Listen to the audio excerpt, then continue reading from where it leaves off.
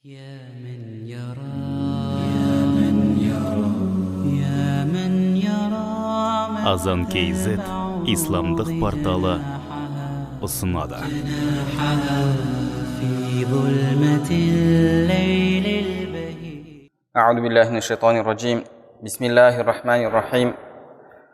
الحمد لله رب العالمين، والصلاة والسلام على نبينا محمد وعلى آله وأصحابه أجمعين. رب اشرح لي صدري ويسر لي أمري واحلل عقدة من لساني يفقه قولي. اللهم علمنا ما ينفعنا وانفعنا بما علمتنا وزدنا علما وعملا وتقا وإخلاصا يا رب العالمين. أما بعد، السلام عليكم ورحمة الله وبركاته. Иншаллах, Алла Субхана ва Тағаланың қалауымен нәпсін тәрбиелеу тақырыбындағы дәрістерімізді ары қарай жалғастырамыз.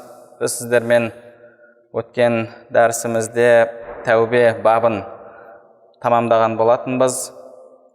Келесі мунжият кітабындағы тақырып мунжият, яғни адамның құтылуына себеп болатын сипаттар. Тәубеден кейінгі баб бұл китабус сабри ва шүкір, яғни сабырлық және шүкірлік кітабы, сабырлық шүкірлік бабы. Имам Дайлами рахмахуллахтар келтірген риуаятта Пайғамбарымыз саллаллаху алейхи ва салламнан риуаят етіледі: Әл-иману нисфан, нисфу сабр ва нисфун шүкір. Иман екі нәрседен тұрады, немесе екі жартыдан тұрады. Бір жартысы сабырлық, екінші жартысы шүкірлік деп келеді. Сондай-ақ Алла Субхана ва Тағала өзін сабур және шәкур деп атады. Алла Тағаланың көркем есімдерінен сабур және шәкур. Яғни адам жалпы сабырлықты, шүкірлікті білуімен дінді біледі, дінді түсінеді. Және сондай-ақ Алла Тағаланы адам дұрыс танығысы келсе, Алланың көркем есімдерін білуі қажет. Ал Алланың көркем есімдерінің ішінде сабур және шәкур есімдері бар, яғни сабырлық, шүкірліктен шығатын. Оны білмей адам Алла Тағаланы да тани алмайды. Сабырлық және шүкірлік адамның өмірінде, дінінде үлкен рөлді атқарады.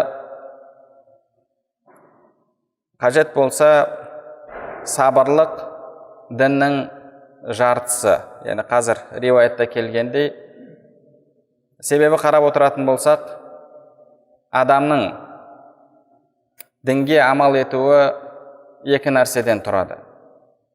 Бірі білім, яқин, сенім, яғни адамның сенуі керек болған нәрселер, иманның шарттары,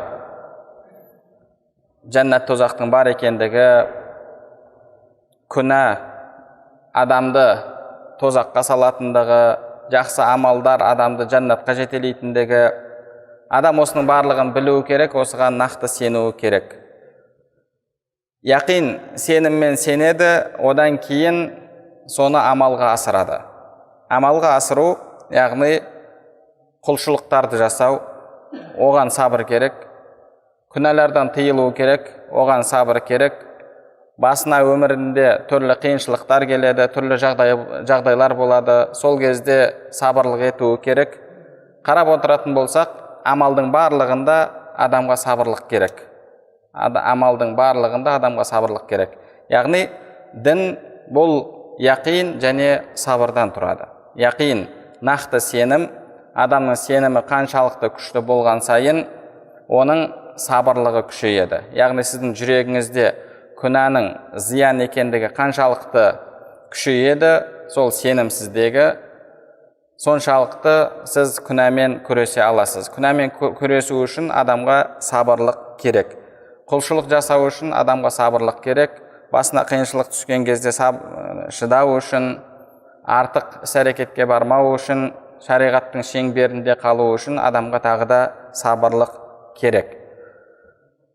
Сабырлықтың маңыздылығы үшін Құранда Алла Субханала Тағала 70 бірнеше аятта сабырлыққа қатысты мәселелерді айтып кетті. Және көптеген дәрежелерді, көптеген жақсылықтарды сабырлық етушілерге берді. Қарап отыратын болсақ, көптеген амалдарды сабырлықтың нәтижесі, сабырлықтың жемісі де етті. Құранда Алла Субханала Тағала وَجَعَلْنَا مِنْهُمْ أَئِمَّةً يَهْدُونَ بِأَمْرِنَا لَمَّا صَبَرُوا. Біз оларды дінде имамдар еттік, қашан ләмма сабару, олар сабырлық танытқан кезде, وَكَانُوا بِآيَاتِنَا يُوقِنُونَ, және аяттарымызға яқин сеніммен сенген кезде дейді. Яғни адамның дінде имам болуы, тура жолға бастайтын басшы болуы да сабырлығына байланысты. Алла Субханала Тағала Құран Кәрімде «Иннама юаффа сабируна ажрахум биғайри хисаб».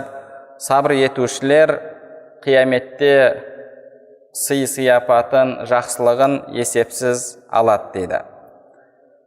Ораза айы да сабырлыққа тікелей байланысты болғандықтан Алла Субханала Тағала «Ас-сауму ли ва ана аджзи бих», яғни ораза мен үшін, оның сауабын мен өзім беремін деді. Басқа жақсылықтарға, басқа құлшылықтарға Алла Субханала Тағала сауабын белгілеп берген болса, Құранда Алла Субханала Тағала бізге айтқандай, бір сабақ, ода қанша бағанағы дән бар, әр дәнінен қанша бидай өсіп шығады, 7 есе 70-700-ге дейін Алла Субханала Тағала көбейтеді деп келеді. Ал енді бірақ оразаның жақсылығын мен өзім беремін деді. Себебі ораза бұл сабырлық. Алла Субханала Тағала «Иннама юаффа сабируна ажрахум биғайри хисаб». Сабыр етушілер қияметте өздерінің сыйын, жақсылығын есепсіз етіп алады деді. Құранда Алла Субханала Тағала сабыр етушілерге қатысты айтады. «Уабашширис сабирин». Сабырлық етушілерді сүйіншіле.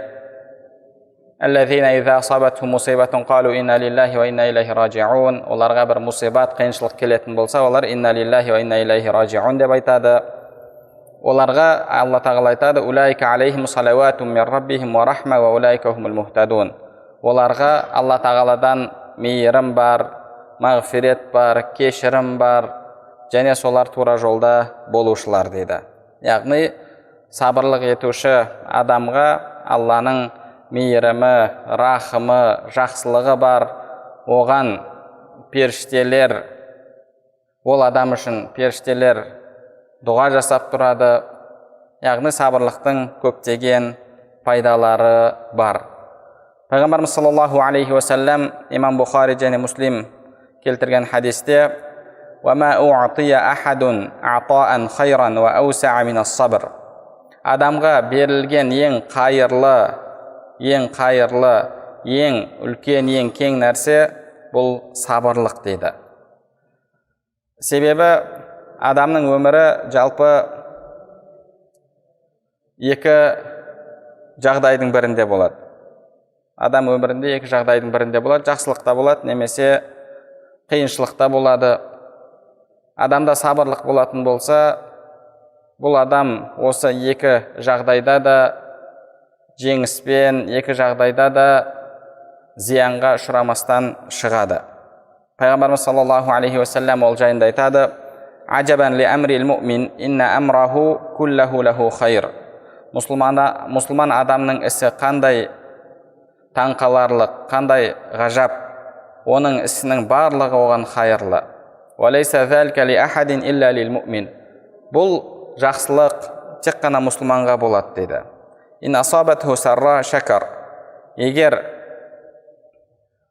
ол бір жақсы күндерде болатын болса, ісі жүрісіп тұрса, саудасы кетіп жатса, ақша түсіп тұрса, денсаулығы жақсы болатын болса, отбасында ешқандай проблемасы болмаса, «Ин асабатху сарра шакар», ол шүкірлік етеді дейді. Шүкірлік ету үшін де адамға сабырлық керек. Яғни шүкірлік бұл сабырлықтың көрінісі.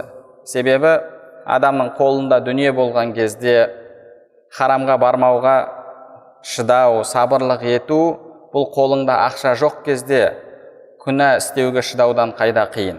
Себебі қолыңда ақша болып тұрған кезде, мүмкіндік болып тұрған кезде шыдау, мүмкіндік болмай тұрып шыдаудан қайда адамға қиын болады.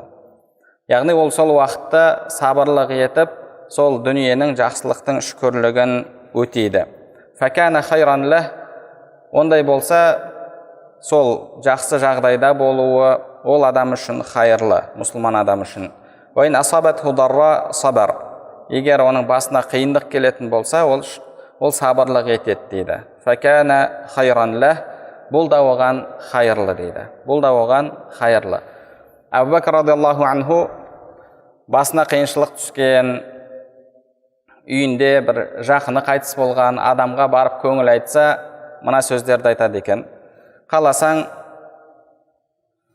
наразылығыңды білдір, тағдырға наразылығыңды білдіретін сөздеріңді айт.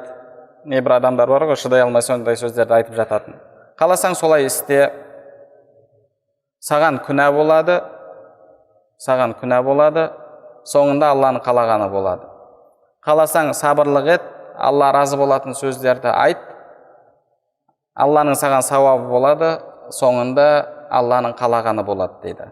Яғни адам әлгендей қиын жағдайға түскен кезде наразылығын білдіріп еш нәрсені өзгерте алмайды. Шүкірлігін білдіріп те еш нәрсені өзгерте алмайды. Тек қана сол жерден сауаппен, жақсылықпен шығады.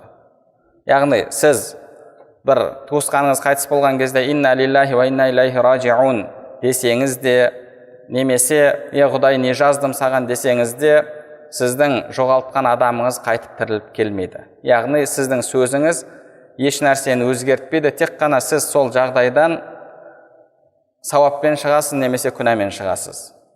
Ал егер сіздің сөзіңіз еш нәрсені өзгертпейтін болса, наразылық сөзді айтқаныңыз үшін әлгі жоғалтқан нәрсеңіз қайтып келіп қалмаса, қайтыс болған адамыңыз тіріліп келмесе, онда соның барлығын біле тұра наразылық сөздерді айтқан адам бұл ақымақ адам болып табылады. Бұл ақымақ адам, ақылы жоқ адам. Себебі енді басыңа түсті сол жағдай.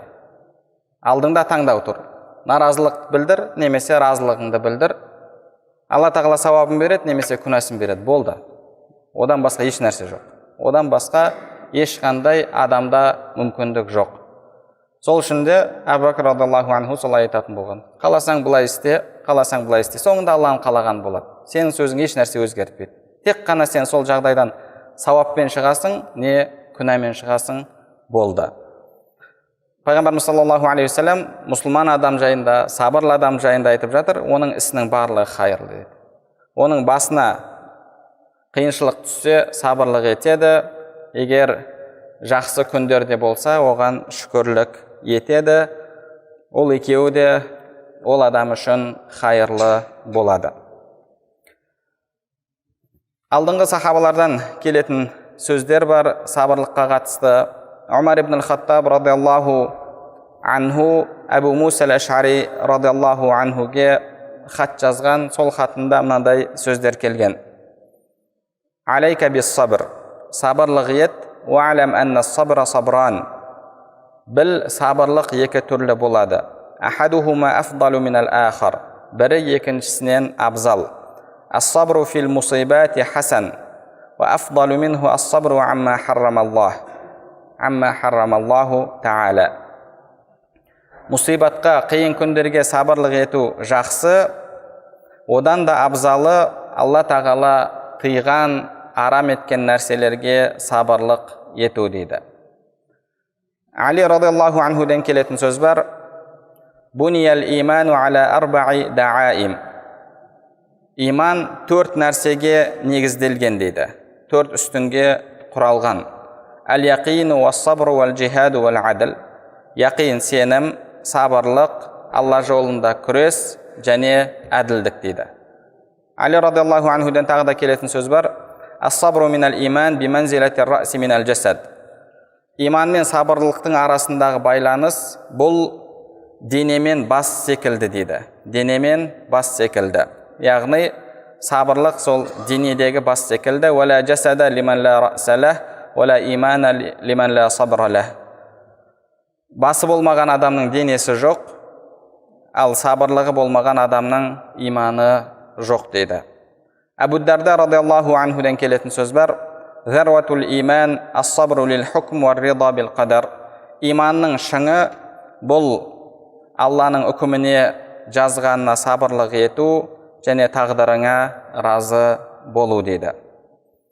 Енді жалпы сабырлық дегеніміз не? Сабырлық діндегі адам жететін мақамдардың, дәрежелердің бірі. Адамның дінде жететін деңгейлері, дәрежелері бар. Оны дінімізде мақамат, мақамдар деп те атайды. Сабырлық сол дәрежелердің бірі.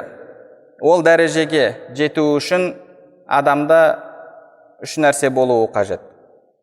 Біріншісі білім, екіншісі хал, яғни ішкі жағдай, және үшіншісі амал.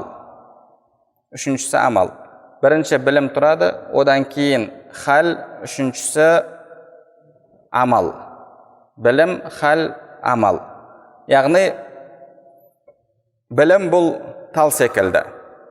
Білім тал, ішкі күй, ішкі жағдай, ішкі хал бұл сол талдың бұтақтары секілді, ал амал болса сол бұтақтарда өсетін жеміс секілді. Жалпы Пайғамбарымыз саллаллаху алейхи уассалам иманды да осындай бір талға ұқсатқан еді. Яғни талдың тамыры бар, ла иляха илlallah Мұхаммад расулуллах, кейін оның бұтақтары бар, кейін бұтақтарында өсіп тұратын жемістер бар. Пайғамбарымыз саллаллаху алейхи уассалам осылайша иманның өзінде бір үлкен талға ұқсатқан еді. Яғни сабырлық та үш нәрседен тұрады: білім, хал, амал. Білім бұл тал, хал соның бұтақтары, ал амал болса сол талдағы жемістер. Яғни бірінші адамда білім болуы керек. Білім ол сауап істердің жақсылығы, күнә істердің зияндығы. Осы нәрсені адам жақсылап білуі керек, жүрегімен қабылдауы керек. Жүрегімен қабылдағаннан кейін адамның ішінде, яғни ол сондай бір жағдай күй кешеді. Бұны білу үшін жалпы адам өзінің ақиқатын білуі керек. Адамның ақиқаты қандай? Адам періштелерден өзгеше және жан-жануарлардан да өзгеше. Періштелерде Алла тағала шахуат жаратқан жоқ.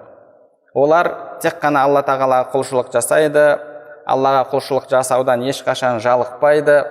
Яғни оларда тек қана әлгі сол дінді талап ететін діни нәрсе ғана бар оларда. Ал хайуанаттарда оларда тек қана шахуат бар. Оларда мынау екінші жағы жоқ. Яғни ол тек қана бір нәрсе істеген кезде шахуаттың талабы бойынша істейді.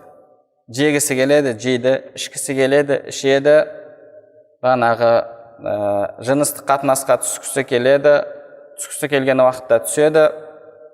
Онымен күресетін ода екінші діни жақ жоқ.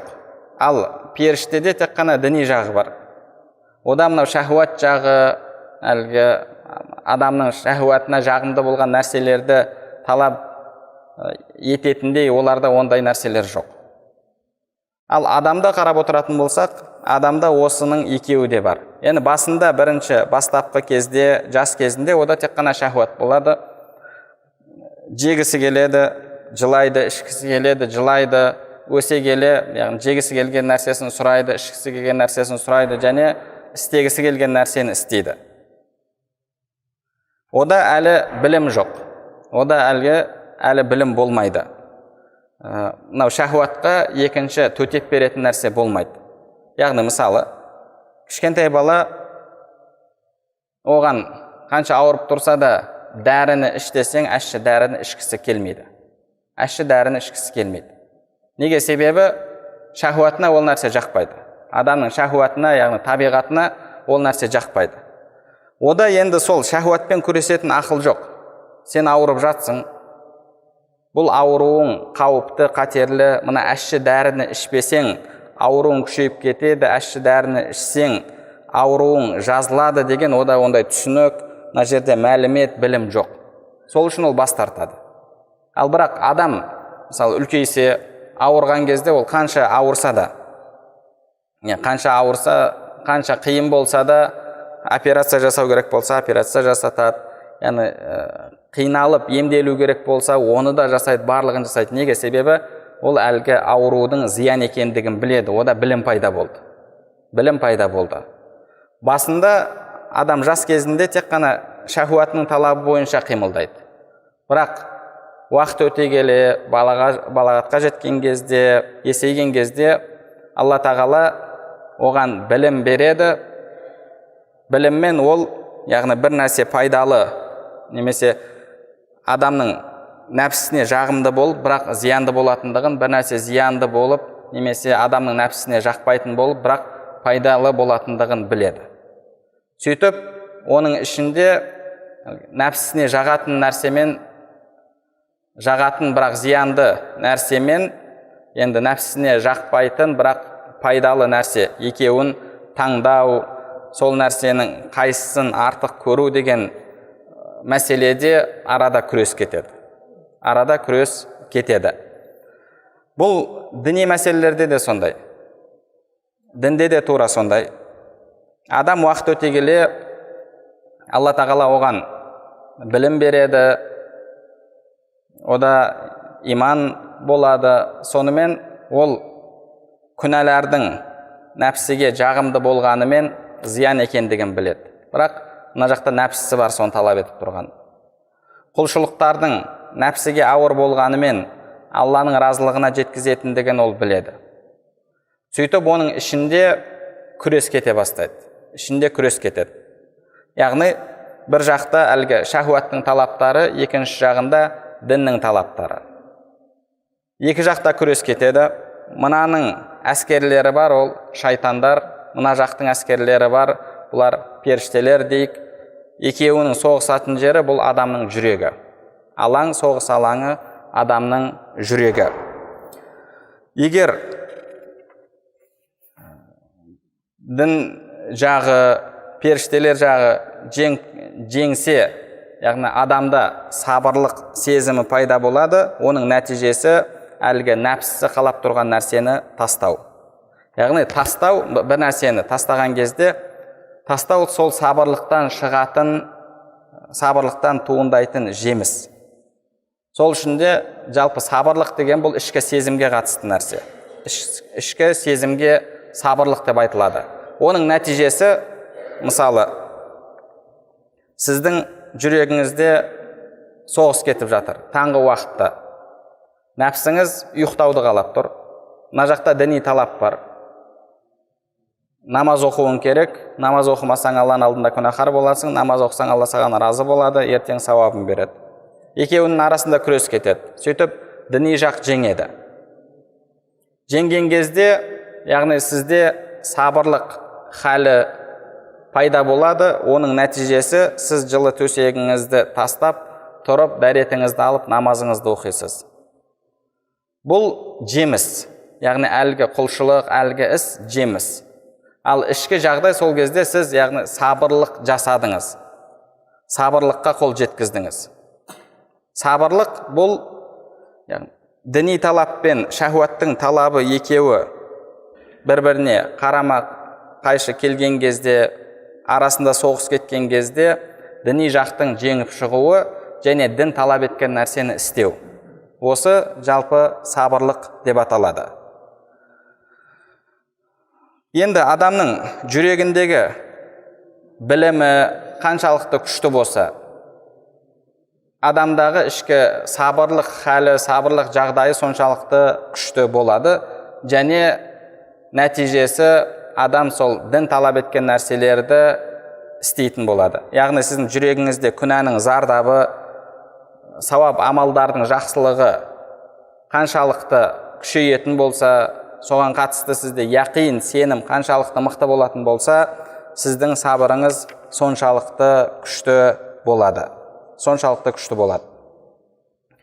Қарап отыратын болсақ, қазір біз айтып кеткендей, бұл жалпы барлық нәрседе, құлшылықта да және күнәларда да, екеуінде де адамға сабырлық керек. Сол үшін де сабырлық бұл діннің жартысы болып табылады. Бірі білім, екіншісі сабырлық, яғни амал.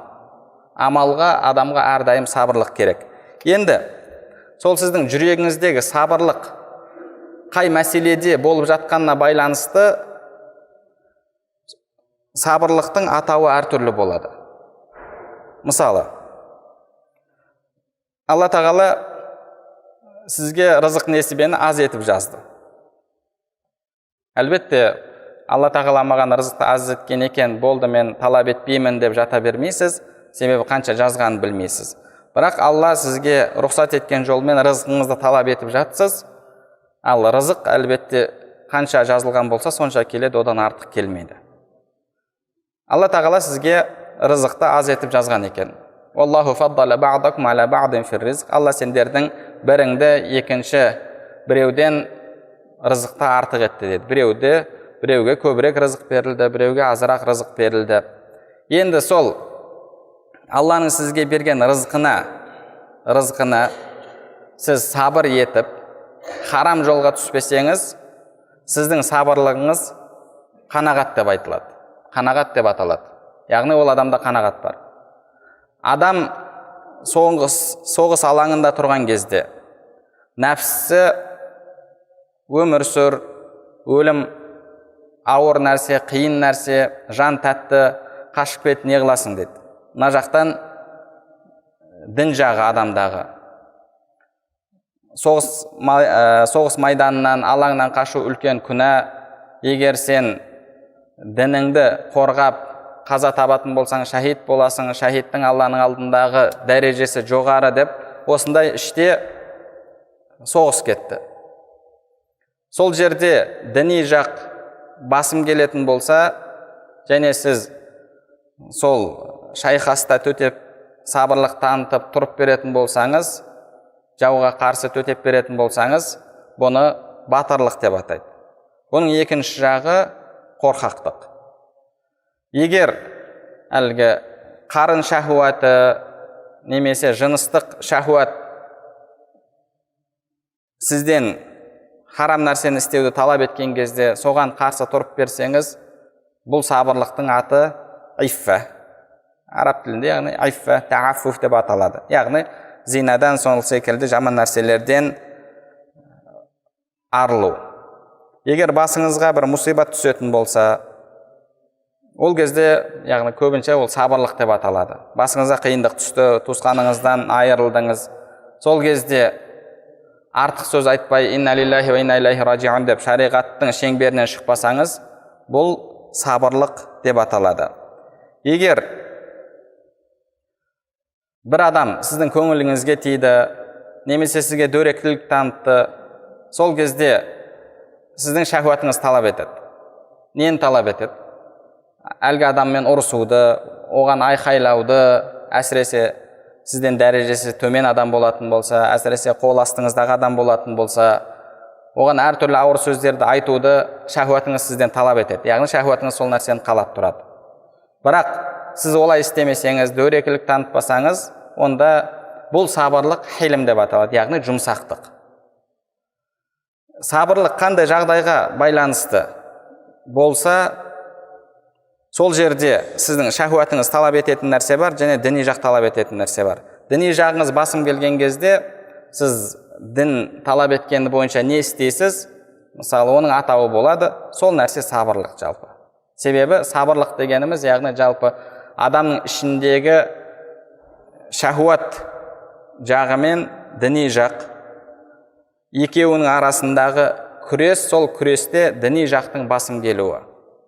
Және сол бойынша сіздің әрекет етуіңіз, осы сабырлық деп аталады. Осы сабырлық, ал оның нәтижесі әлгі амалдар. Ол амал соғыста болатын болса, әлгі батырлық, біреумен мәміледе болатын болса, мысалы жұмсақтық, бір жерде шындықты айту керек болса, ол шындық. Қай жерде қандай дін нені талап етеді, сол нәрсені істейтін болсаңыз, яғни сабыр осылай оның атауы әртүрлі бола береді. Алла субханаху тағала Құран кәрімде уассабирина фил бәъсаи уад-дарраи ва хинал бәъс. Яғни сабырлықтың бізге үш түрін немесе үш жағдайда болатын сабырлықты баяндап берді. Уассабирина фил бәъса. Біріншісін Алла субхана тағала бәъса, яғни мұсибат, басына қиыншылық түскен кезде. Уад-дарра. Дарра бұл кедейлік, қиыншылық. Ва хинал бәъс. Соғыс. Уассабирина фил бәъсаи уад-дарраи ва хинал бәъс. Яғни басына қайғы қасірет келген кезде, кедей болып қалған кезде, соғыс алаңында сабырлық етушілер деді. Бұның барлығы сабырлық деп аталады екен. Бұның барлығы сабырлық. Яғни кедейлікке сабырлық ету деген бұл жерде яғни шариғат талап еткен бойынша амал ету. Басыңызға қиыншылық түсті, сабырлық ету. Соғыс алаңында сабырлық ету. Шариғат талап еткен бойынша амал ету. Яғни шариғат сізден нені талап етеді, сол бойынша амал етсеңіз, осы сабырлық болып табылады. Улайкаллазина садақу ва улайка хумул муттақун. Міне осылар шыншылдар және солар шынайы тақуалар дейді. Енді адамның жалпы сол ішкі күресте шайтан жағы, нәпсі жағымен, шахуат жағымен, екінші әлгі әскері періштелер болған діни жақ деп атайық, сол екеуінің арасындағы күресте адамның жағдайы үш түрлі болады. Біріншісі, шахуатты толықтай жеңіп, әрдайым сіздің діни жағыңыз басым келеді. Әлбетте бұл деңгейге жету өте қиын және барлық адамдардың қолынан келетін нәрсе емес. Себебі адамның ішінде әлгі шахуаты бар, шайтаны бар. Пайғамбарымыз саллаллаху алейхи вассалам әрбір адамның ішінде шайтанның болатындығын айтты. Сен де ма, я Расулаллах деген кезде Пайғамбарымыз саллаллаху алейхи вассалам мен де деді. Бірақ Алла тағала мені өзінің мейіріміне, рахметіне бөледі. Риуаятта келеді. Фа аслама. Яғни менің шайтаным бір түсініктер бойынша, бір берілген түсініктемелер бойынша фа аслама, яғни исламды қабылдады деді. Бір Имам Хаттаби тағы да басқа сол секілді ғұламалар айтады, бұл жерде фа аслама деген, яғни аслама ана, яғни мен оның жамандығынан амандықта боламын деді. Аслама деген екі түрлі мағынада келеді. Бірі аслама, исламды қабылдау, бұл жерде бұл фиал мады дейді, яғни өткен шақта келетін фиал болып есептеледі. Екіншісі фа аслама, яғни салима ясламу, амандықта болу. Мен оның азғыруынан амандықта боламын деді. Имам Хаттабилер айтады, шайтан деп аталған әлгі жындар, олар исламды қабылдамайды. Сол үшін бұл жердегі мағынасы фа аслама, яғни мен оның жамандығынан амандықта боламын деген мағынада дейді. Яғни Пайғамбарымыз саллаллаху алейхи вассалам әрбір адамда шайтанның болатындығын, оның ішінде жүріп азғыратындығын айтып жатыр. Ішінде жүріп азғыратындығын айтып жатыр. Енді ішіңізден азғыру болып тұрса әрдайым оны жеңіп, сіздің діни жағыңыз әрдайым басым болуы, бұл оңай нәрсе емес. Имам Абу Хамид ал-Ғазали рахмахуллах оларды ас-сиддиқун ал-муқаррабун, яғни олар әлгі сиддиқ деген деңгейге жеткен, Аллаға жақын болған құлдар дейді. Алла тағала олар жайында аллазина қалу раббуналлаху сумма истақаму, олар Раббымыз Алла деп кейін истиқаматта болғандар дейді. Яғни жақсы жолда тұрақты болған адамдар. Бұл бірінші деңгей. Екінші деңгейдегі адамдар, немесе екінші жағдайдағы адамдар, бұлар шахуатының талабын әрдайым орындап, діни талапты тастап қойған шахуаттың құлына айналған адамдар. шахуаттың құлына айналған. Шахуат ол адамды әрдайым шахуат басқарады.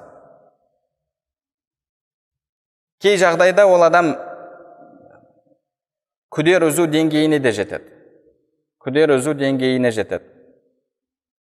Мысалы, қанша адамдарды көріп жатасың?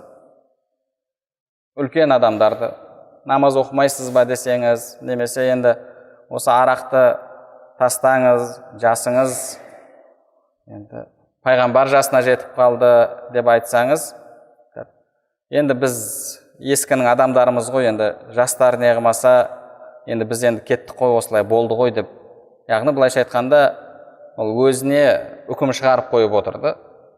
Өзіне үкім шығарып отыр. Біз енді кеттік қой, осылай, енді жастар түзеленбесе, жастар оқымаса, біз енді ол қатайып қалдық деген осындай сөздерді айтады.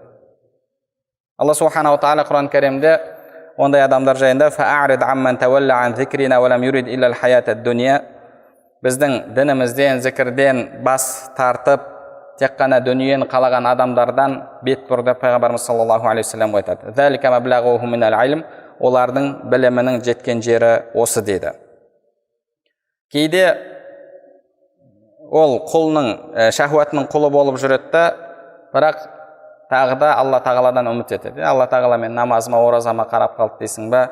Алла тағала мейірімді, Алла рахымды деп өзіне әлгі аузына шайтанның салып беріп жатқан фәтуаларын айтады. Пайғамбарымыз саллаллаху алейхи вассалам ондай адамдар жайында әл-кайису ман дана нафсаху амила лима ба'дал маут, ақылды адам бұл өлімнен кейінгіге дайындалған амал еткен адам. Вал ахмақу ман атба'a нафсаху хаваха ва таманна аля Аллахил амани, ал ақмақ адам болса нәпсісінің көңіл қалауының талабына еріп, нәпсісінің құлы болып, кейін Алладан жақсылық күткен адам дейді.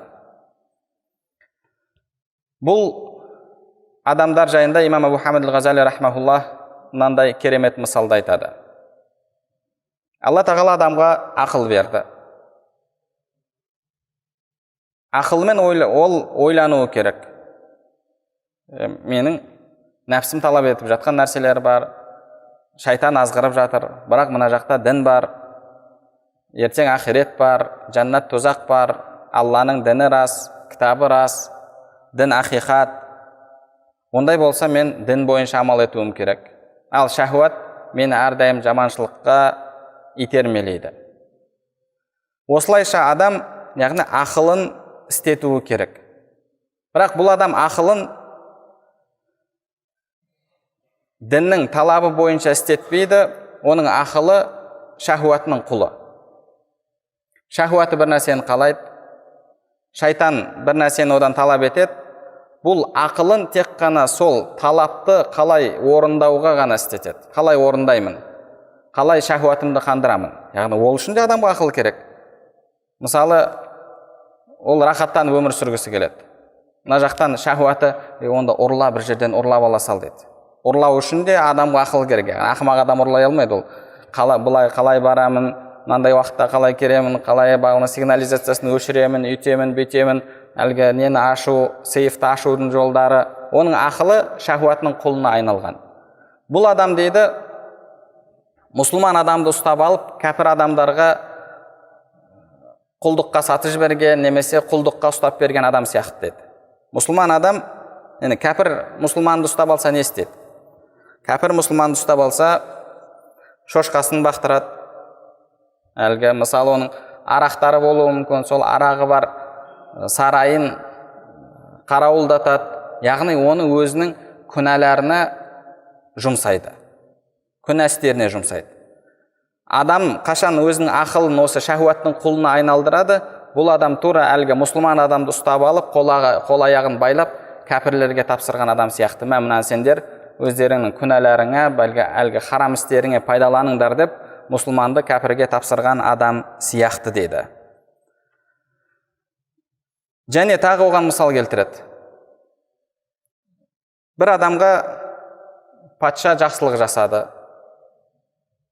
Оған дүние, мал мүлік берді, жағдайын жасады, оны өзіне жақын тұтты, оған жақсы лауазым қызмет берді.